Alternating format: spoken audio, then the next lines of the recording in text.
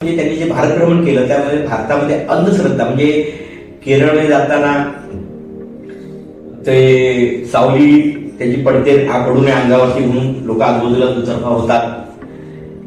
हे सगळं बघितल्यानंतर, छुआछूत बघितल्यानंतर, आपले कर्मकांड बघितल्यानंतर हिंदू समाजाचं जे काही सामाजिक जीवन आहे ते प्रवाही नाहीये, त्यात एक डबकं झालेलं आहे. आणि त्यामुळे त्यात ज्याला म्हणून आपण भोगाचे कीटाणू जमलेले आहेत, शेवाळ झालेले हिंदू समाजाच्या सामाजिक. आणि असं दिसल्यानंतर त्यांच्या मनात तीव्रपणे आलं की या समाजाचं उत्थान केलं पाहिजे.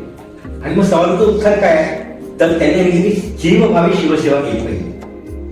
की आपल्याला या परमेश्वर याच्यात बघितलं म्हणजे याची एक कथा गोष्ट अशी आहे की बेलूर मठामध्ये विवेकानंदांना भेटायला एक गोरक्षाचा कार्यकर्ता आला होता. आणि विवेकानंदांना सांगायला लागला आम्ही गोरक्षाचं कसं काम करतो, काही कसं याच्याकडे कसं सोडवतो, त्यांना पैसे देतो वाटल्यास तर, भाकड कशा आणतो आणि सगळे मोठं चाललेलं असतं. विवेकानंद पैशाचं काय करतात तेवढे खूप मोठे समाजाचे धन देणारे जे आहेत व्यापारी आहेत त्याच्याकडे आम्ही पैसे गोळा करतो, काही आम्ही सामान्य लोकांकडे पैसे गोळा करतो आणि ते सगळं चाललेलं असतं. आणि सगळी चर्चा चालली असताना ते त्यावेळी बंगालमध्ये खूप मोठा दुष्काळ पडला होता.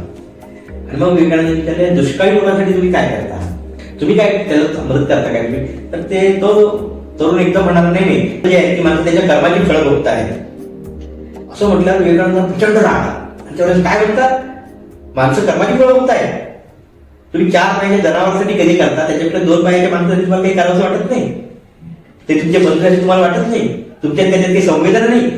मनुष्याच्या बद्दलच्या संवेदना तुमच्या कुठे गेल्या, एका जनावरांतून